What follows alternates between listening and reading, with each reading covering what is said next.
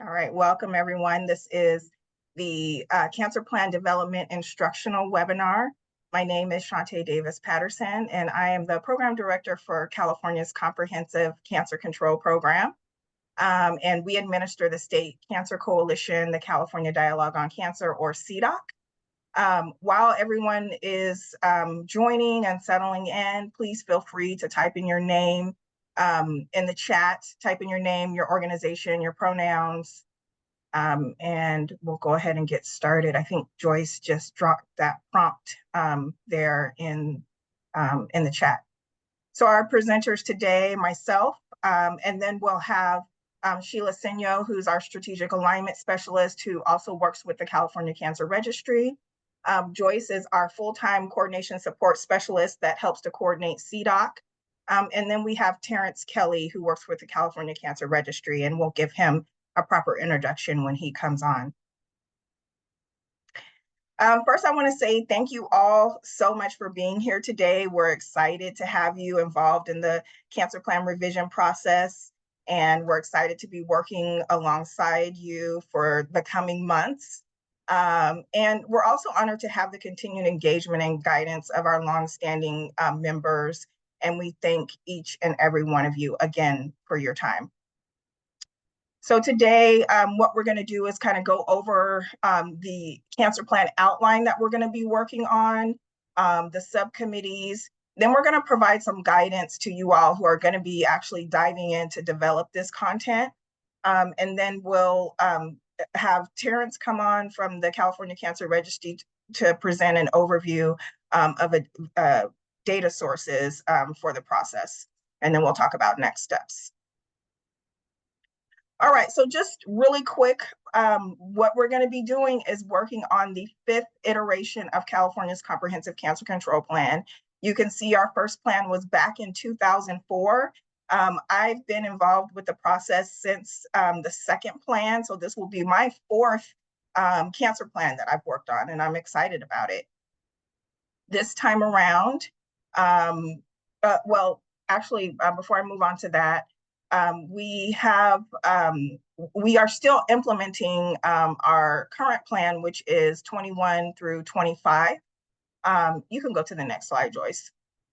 There are goals and objectives to be achieved in that plan by 2025, so we still have till next year to work on those. CDOC, as you know, is a full coalition. We're still engaging in a lot of activities. This cancer plan revision just happens to come along, you know, every once in a while, but otherwise we are always doing something, engaging in a lot of activities that are initiated from the cancer plan through our CDC grant. And just so everyone knows, we are working on getting the approval for the progress summary for the 21-25 plan, but right now we do have that data presented in our kickoff webinar, which is recorded, and we'll make sure that everyone has those resources.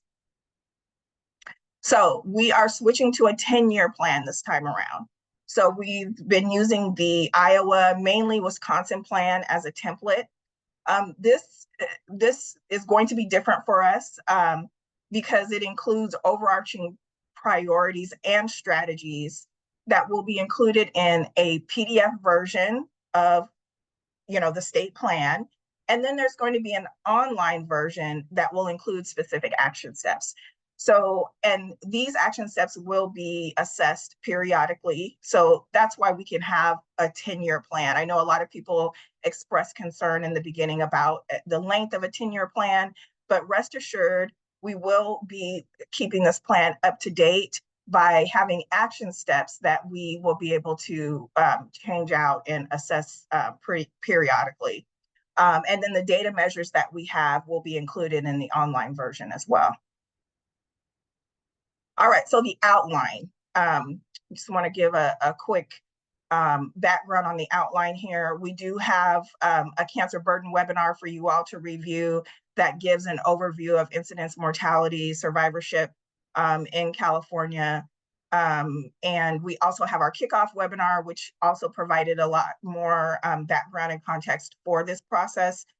So I encourage everyone to, when you have some time, just take a listen to these 2 webinars here. Now, in developing the outline, we did do a burden analysis with the data. We also developed a survey that went out to a lot of you who helped us answer some questions around what should be included, what shouldn't be included, where we're at with the progress of the current one. Then we, of course, got feedback from our executive committee of CDOC, of our coalition. And then we assembled a cancer plan advisory committee. And that cancer plan advisory committee also gave feedback to help solidify the outline of the plan. And then, of course, the plan outline was confirmed. And just recently, a few weeks ago, we were all in Los Angeles, or a lot of our members were in Los Angeles at our member engagement meeting. And we collected feedback on that outline. So we had working sessions that were organized by all of the topic areas that are in the current outline. And as you see, we were hard at work. So we really have a lot of input and feedback for all of you who are engaging in this process. And you're not going to be starting from scratch, because you have a lot of great feedback from a lot of our experts around the state and all of the different topic areas. And then also, here are our overarching goals that will be included in the plan as well. So those are kind of the foundation of the plan. You can go to the next slide.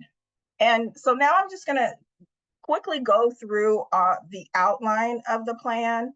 The details of the plan, obviously, everyone will get what all of these priorities are and all of the feedback that we have. But what we're looking at on the screen, the title slides are sort of the chapters that we have established for the plan. And then those are the overarching priorities that are going to be on the slide. So our first chapter area is health equity. So we have health equity, we have surveillance and data. We have childhood cancer. We have primary prevention. And in primary prevention, we're going to be addressing decreasing alcohol, tobacco, and e-cigarette use, increasing nutrition and physical activity, increasing cancer vaccine prevention, and then decreasing UV radiation, and then also environmental carcinogens. So that's all under our primary prevention chapter. For early detection and screening, we will be looking at increasing the demand for screenings, but we'll also be looking at increasing utilization of cancer genetic risk assessment and counseling, and then looking at those healthcare systems level changes and strategies to increase the recommended screenings. Then we have treatment, and then we also have survivorship. And with these 2 chapters, we have had a lot of discussions among coalition members, among the executive committee, and among our cancer plan advisory committee on what to name these chapters and if they should be combined. Should palliative care be included? Where does clinical trials go? There's a lot of discussions that have been happening around these 2 chapters.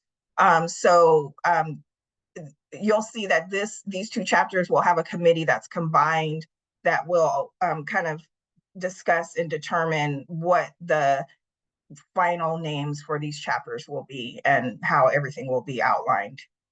So that's treatment and survivorship. And then lastly, we'll have an evaluation and plan measures, and we'll include all of the data measures and targets for the plan.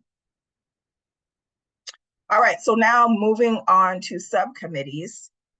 So our subcommittees, first, our overarching committee that we have, as I mentioned, is our Cancer Plan Advisory Committee, which was established in the spring.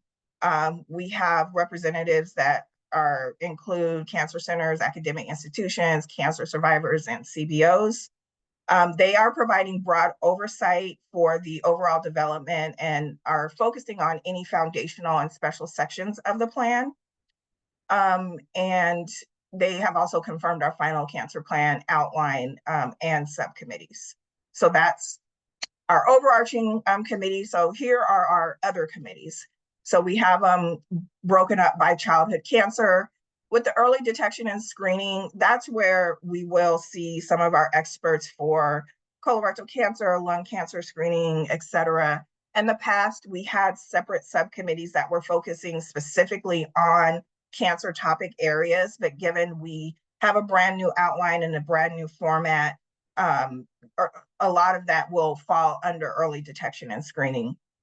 We have cancer in the environment, health equity, HPV vaccination, nutrition and physical activity, and tobacco prevention. And all of those will, of course, that content will be contributed to the primary prevention chapter. We have treatment and survivorship combined, as I mentioned, and then cancer surveillance and data. And then we have these three other topics that we felt, probably didn't need a full subcommittee. So we have reached out to certain subject matter experts. We have folks from the department who are helping with some of these other sections as well.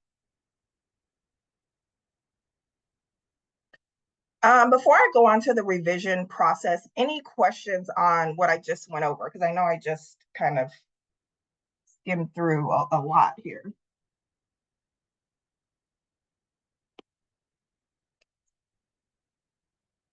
Okay, so let's move on to the revision process.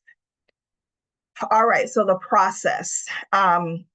So what's going to happen now? We've had a lot of folks sign up for our subcommittees. We've been promoting for a couple of weeks now, folks who have joined us at our face-to-face meeting. So we have quite a few folks who are already signed up. Joyce, it will likely be Joyce who will be sending an email to all of the subcommittee, to all of the individual subcommittees to schedule the first meeting. Then we'll send out the subcommittee descriptions, which actually are available now on our website. And all of the rosters will be sent out, as well as all of the other guidance documents that we'll get into in this webinar as well. We'll be asking you all to identify a lead of your subcommittee, and we'll talk about the roles of the leads a little bit later. And then you guys will just be developing content for a few months. Ongoing technical assistance from the Comp Cancer team. We have technical assistance from CDC, from the American Cancer Society, from the department, all on board to help with this process. And then what the expectation is that the subcommittees will be meeting at least monthly. And then we'll have quarterly check-in webinars for all of the subcommittees. So we'll all come together just to kind of do a quick overview of some of the progress that's being made already on some of the chapters. Resources and file sharing. The cancer plan revision documents will be housed on our website. So Joyce will drop that link in the chat, but you'll be able to find all of those documents now. We're still building that up. Most of them are available, but there still are some that we're finalizing. And whatever file sharing mechanism you find is up to the subcommittee, and we can also help with that. And then the state cancer plan revision package, as I mentioned, it contains all the documents that you need to help develop your content. We have documents that range from a background on what the state cancer plan is, who implements it, who's your target audience, guidance documents on the priorities that are going to guide the process, screening recommendations that may be referenced, and resources for developing different strategies and action steps.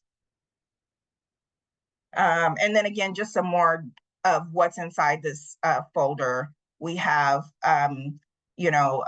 policy systems and environmental change approaches for cancer control. Sheila's going to go over our SMART-T tool and things like that. So a lot of documents to help you in the process.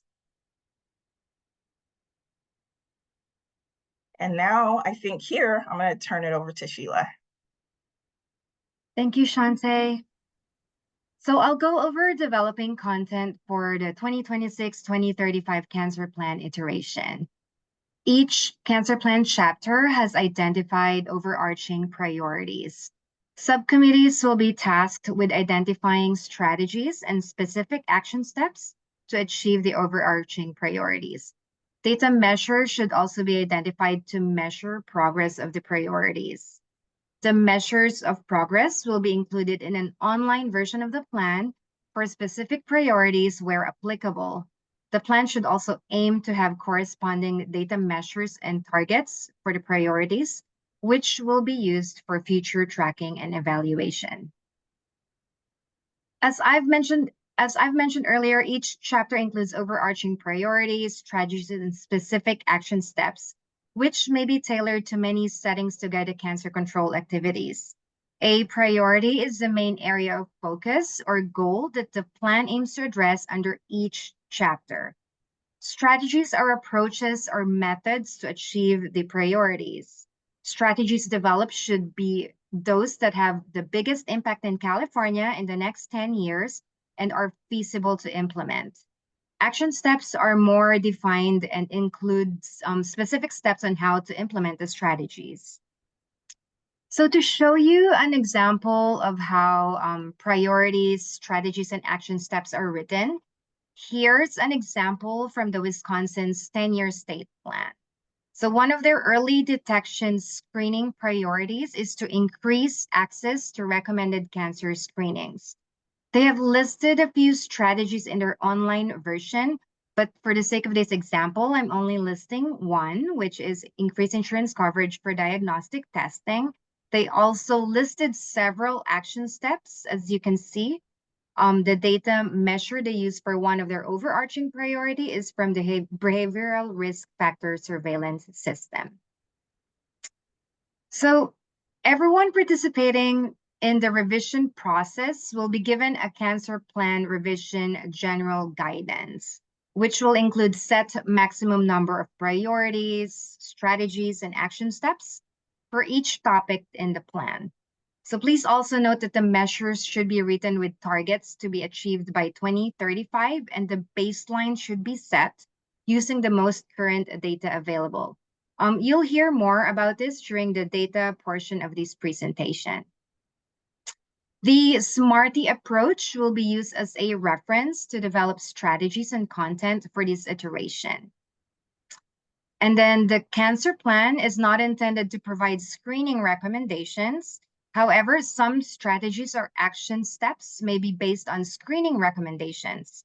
Any reference to screening recommendations should be in alignment with the national screening guidelines in our guidance document that you'll be receiving, including from the U.S. Preventative Task Force and the American Cancer Society.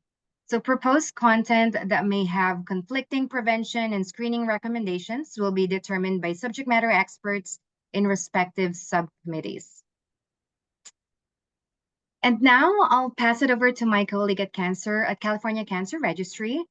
Terrence Kelly is a research scientist dedicated to advancing epidemiology and public health in the state of California.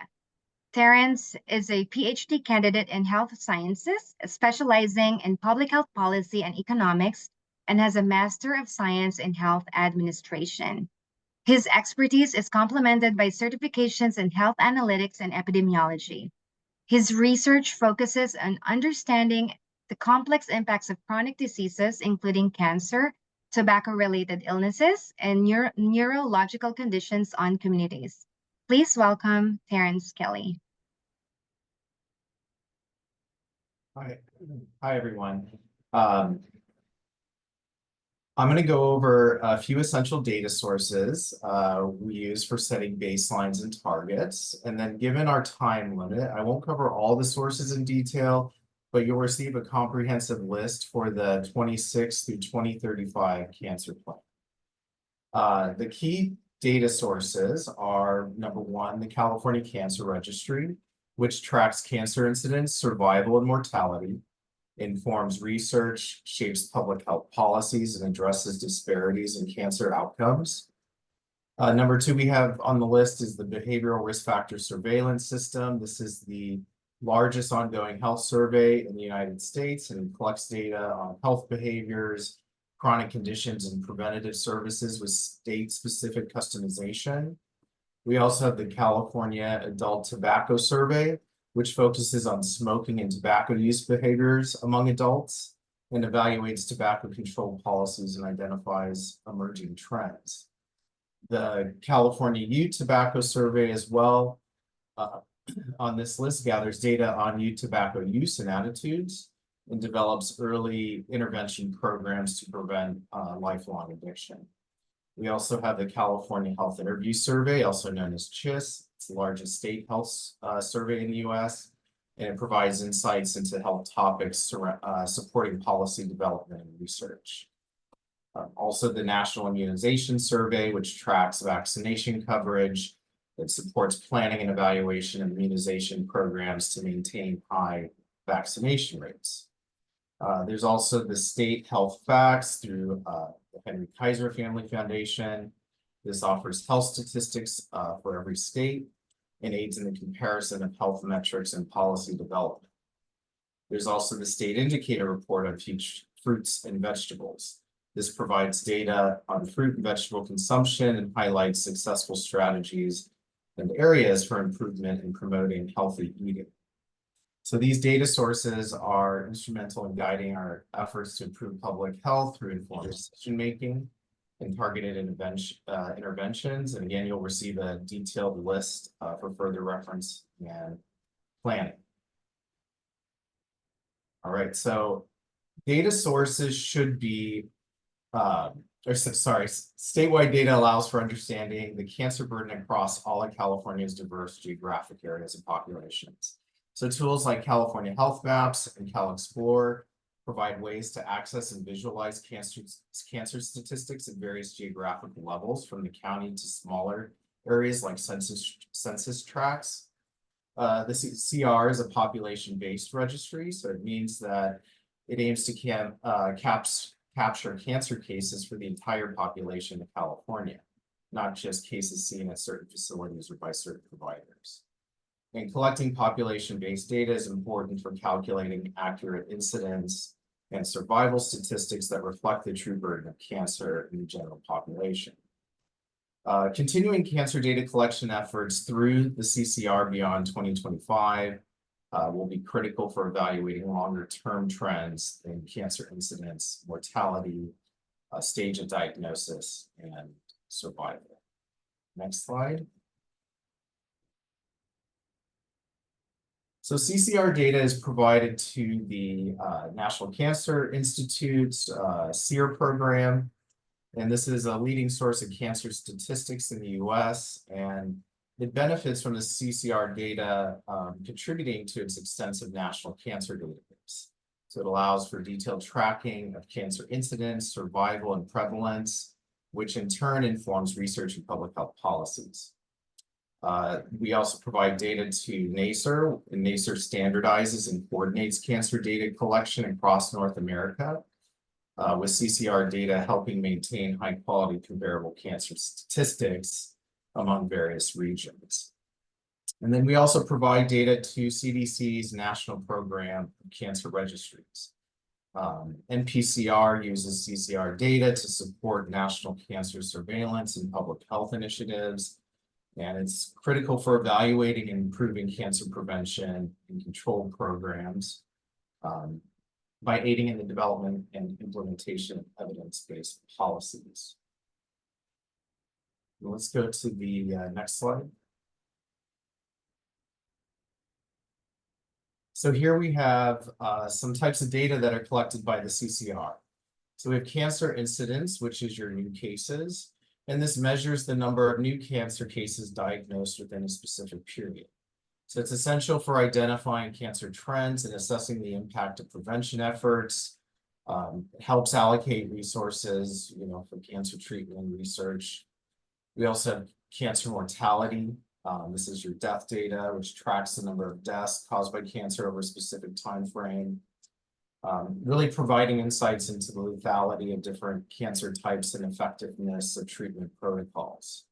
We also have cancer survival data, which refers to the percentage of patients who remain alive for a certain period after diagnosis. So this could also be the prevalence of the population. And the key indicator of treatment, really a key indicator of treatment efficacy in patient prognosis. And then data can be grouped by race and ethnicity, stage of diagnosis, and county and region as well.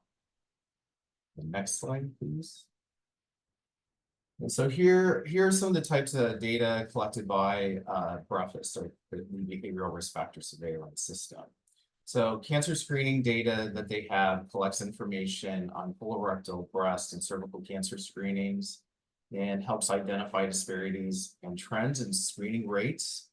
It also informs targeted interventions to improve early detection. There's also health behaviors, and then under this category, BREFIS has nutrition, which assesses dietary habits and nutritional benefits and behaviors, guiding policies and programs promoting healthy eating. Physical activity, which monitors compliance with physical activity recommendations and informs interventions to promote active lifestyles. We also have smoking, tracks smoking prevalence and cessation attempts, guiding tobacco control measures and cessation programs. BMI and sun safety, which collects data on sun protection behaviors, guiding skin cancer prevention campaigns and policies. And I will add that, BREFIS data monitors health status, behaviors, and prevention practices. It's really the importance of it, and it identifies priorities, tracks progress, and really helps guide evidence-based decision making. Next slide, please. So the types of data collected by BREFIS, some of the other modules include social determinants of health. So factors like economic stability, education, a social and community context, as well as healthcare access and neighborhood environment. And these factors, the purpose of them is to understand how these factors really influence health outcomes and disparities. And it can help also identify vulnerable populations and inform policies to address health inequities. There's also modules that include reactions to race, which captures race-related experiences, including perceived discrimination and its impact on health. The purpose is really to analyze the relationship between race-related stress and health outcomes, and can help develop interventions to mitigate the negative health effects of racial discrimination. And another module on here that's not included right here in the slide deck is SOGI, or sexual orientation and gender identity. In BREFIS, it collects data on individuals' SOGI and really helps health systems and public health entities understand health behaviors, risks, and outcomes within the LGBTQI community. And so the importance of BRFSS data is really provides this sort of broad view of health influences beyond traditional health behaviors and helping inform policies and programs aimed at improving health equity. Next slide, please.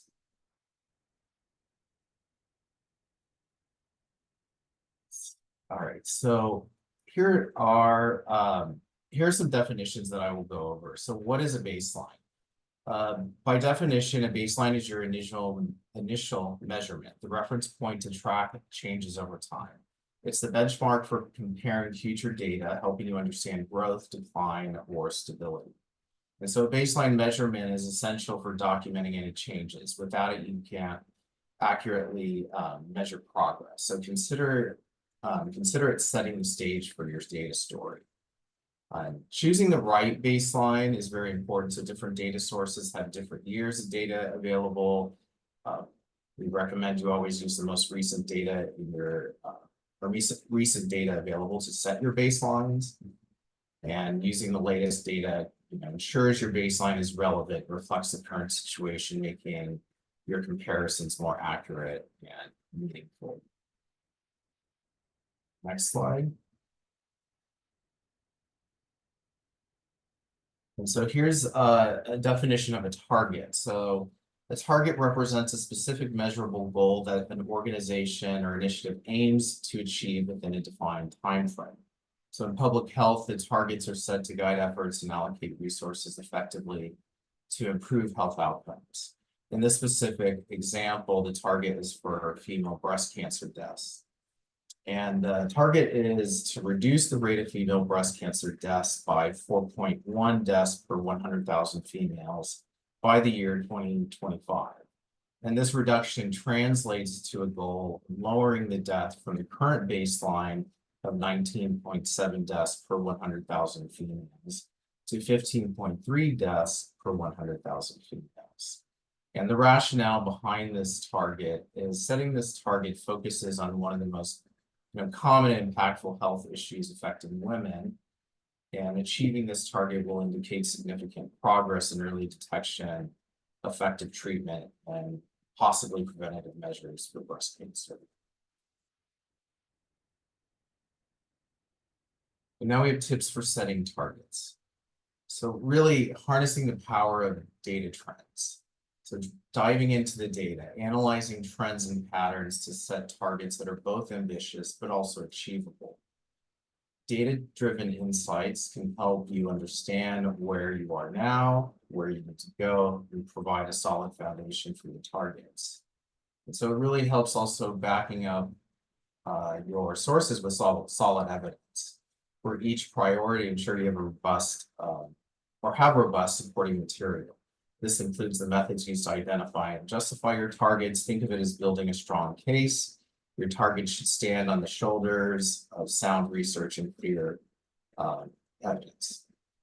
And so aim for meaningful change. Set targets that matter. Your goals should lead to significant improvements in tangible benefits, whether it's reducing disease rates or improving quality of life. Meaningful targets inspire action and drive progress. And championing health equity. So always keep health equity in mind. Our targets should strive to reduce disparities and ensure that everyone has the opportunity to achieve their best health.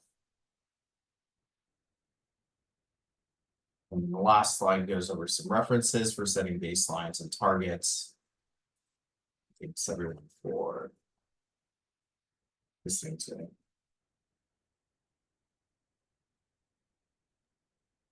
All right, thank you, Terrence. Before we go on to next steps, I want to just pause and see if anyone has any questions for Terrence.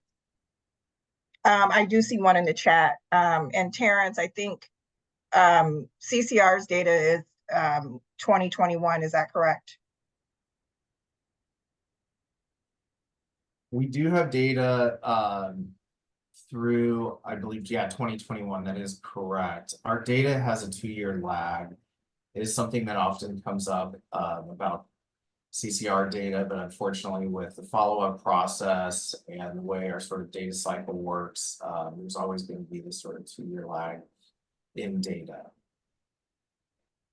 Yes, thank you for mentioning that. Do we have data specifically for childhood cancer in California? I will have to double check on that. I believe we do have incidence data through our CalExplore on more of the top 10 cancer sites. I'll have to look in that list whether or not that would include something like leukemia, but we'll get back to them. Yes, and we'll have for the childhood cancer subcommittee, we will work with you on that data, because I mean, I'm not an expert, but just from previous iterations, it was sort of a separate thing. But as Terrence said, we'll get back to everyone on for that childhood cancer piece. Any other questions on data, or any questions on the process up until this point?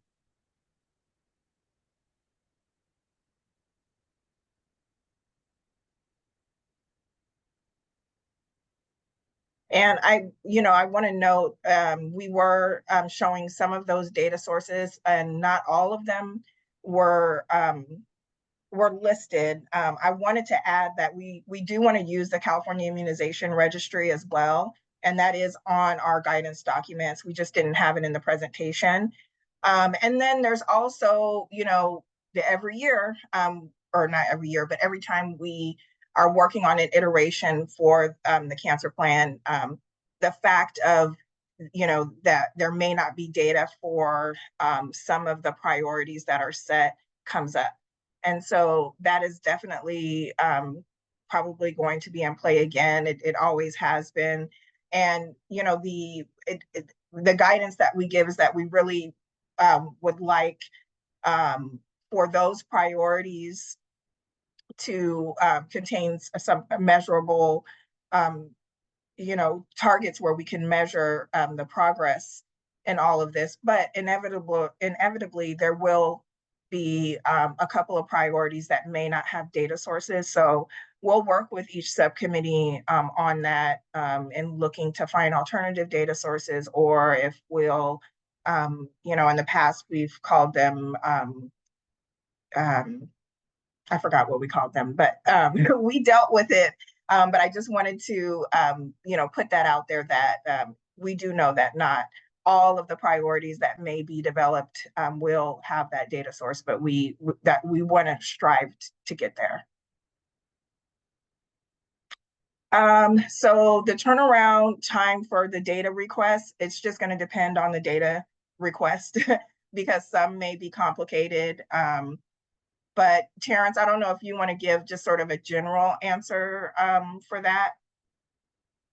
So generally, depending on the type of data you're requesting and whether or not it's going to include things that it's more like confidential data that would require detailed application process along with your institutional IRB. Generally, if you're academic medical researcher, as well as IRB approval from the Committee for Protection of Human Subjects. So it really kind of depends. If it's not confidential data, the process is a little bit more simple, but there is still forms and formalities to be filled out to follow. And we can reach out to you separately. If you have specific data that you would like to see or interested in. And then there was a question, Terrence, on has the data improved about insurance coverage linked to cancer cases? I'm not sure what data source that would be, but. I believe there has been some studies that have used our data around, sort of centering on the looking at insurance coverage and uninsured status. I'd have to look for those specific publications, but we can get back to at least Margaret.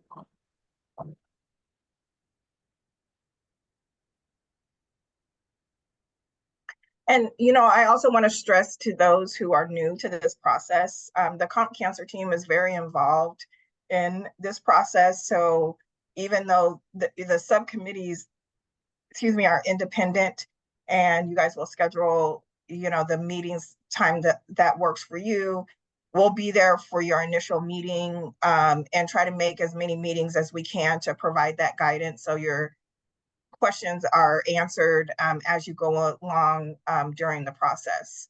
And, the guidance documents that we put together, there are quite a few of them, and they provide a lot of guidance.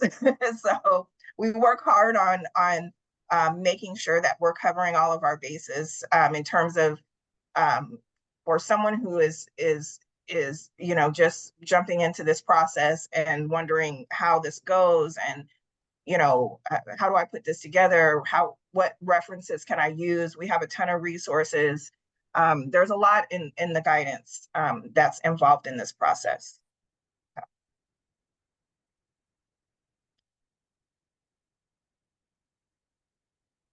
Okay, I was just kind of confirming Margaret's or looking at Margaret's question and got it, Margaret. Okay. All right, any other questions on the process so far or related to data? All right. Now I'm going to turn it over to Joyce for next steps. Okay, thank you, Terrence and Shantae. So I'd like to go over some next steps in this revision process. As you can see over here, this is just an overview of the cancer plan revision timeline. It's going to be updated as needed, but after today's instructional webinar, we'll meet again with the Cancer Plan Advisory Committee before we convene everyone who signed up to be part of a subcommittee in the cancer plan revision process. Subcommittee members will convene for the first time in late July or early August, and monthly subcommittees will be established. And some committees will meet more frequently, and some committees leads will be identified, as Shantae previously mentioned, and they'll also develop content through the summer of 2025. Lastly, quarterly cancer plan check-in meetings with all subcommittees have been established, and I'll show you in the next slide that this is kind of just like a estimate of when we'll be meeting quarterly, just to check in with each subcommittee. And the CDOC team is also here to provide any administrative support through this process. Our program director, Shantae, will have the overall cancer plan revision oversight. I will be available as your coordination support for overall coordination of the information sharing process and to assist with the coordination of subcommittees. And then Sheila will be able to assist with any data acquisition, especially through the CCR and BRFIS data requests.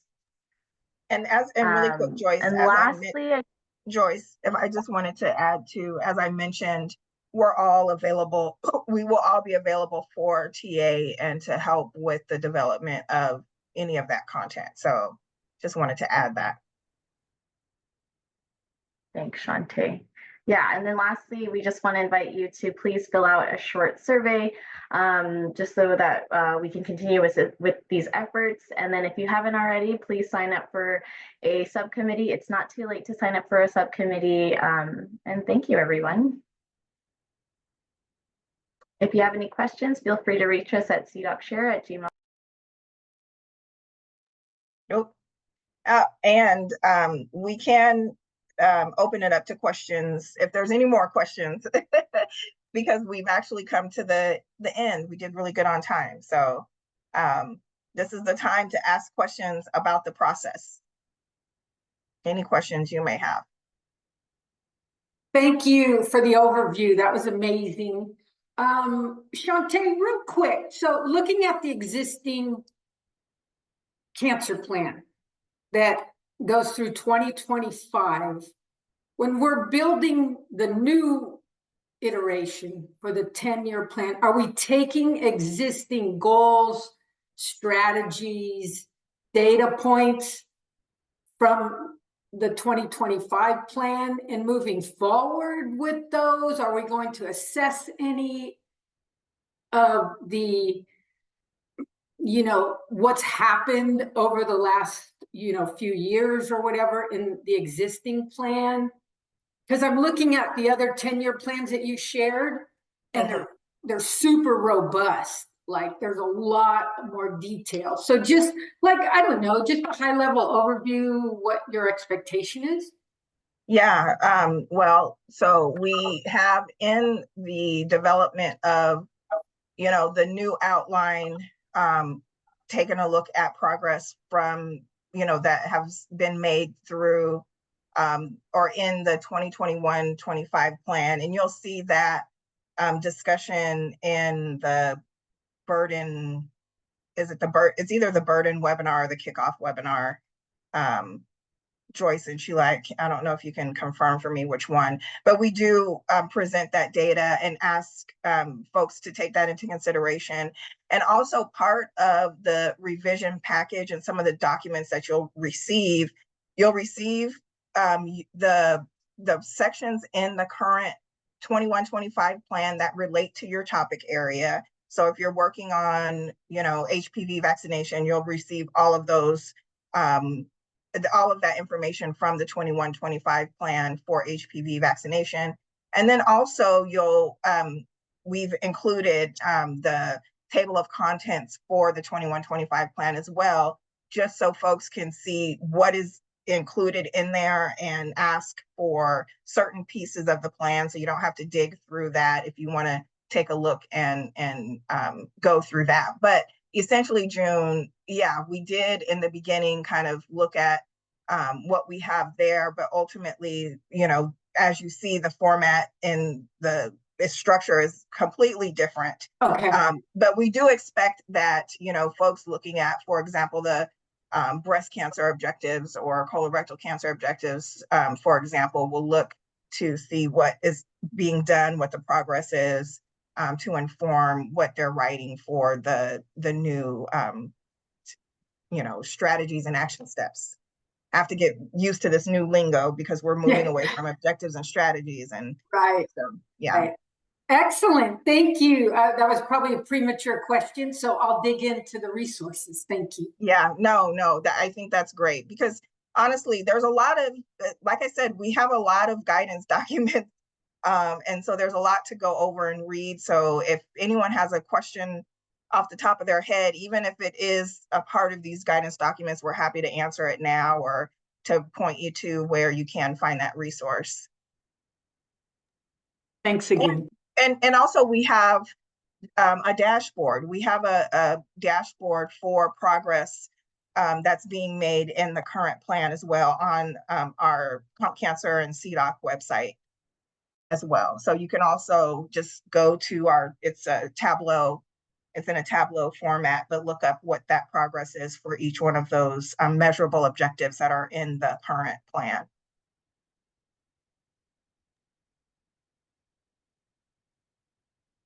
All right, I don't see any other questions in the chat. Does anyone else have any questions?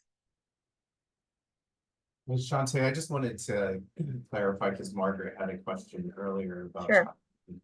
cancers, and I did just look at our Calyx 4 application, and we do have incident rates for leukemia and some other childhood cancers like non-Hodgkin's and lymphoma. So if there's any specific cancers you're looking for, you can work with Sheila.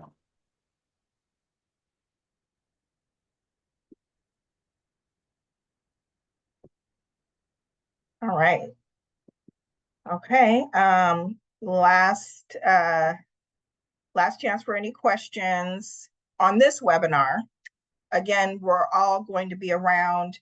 The deadline for submitting your preference for a subcommittee is July 8th, but of course, even after that, we want folks to come and help and sign up. So, but we will officially be taking that list that we receive on July 8th and forming our subcommittees. And then by July 10th, a couple of days later, everyone who has signed up for a subcommittee will receive an email from us welcoming you with some documents as well as a doodle, so we can schedule the first meeting, and then we'll go from there. So in the meantime, again, you know, take a look at the cancer plan revision site. And if you have any questions in the meantime, just please let us know. But otherwise, we look forward to going on this journey with you to develop California's first 10-year plan. And again, we're just excited to have everyone on board. Thank you, everyone. Thanks, everyone. Take care. Bye.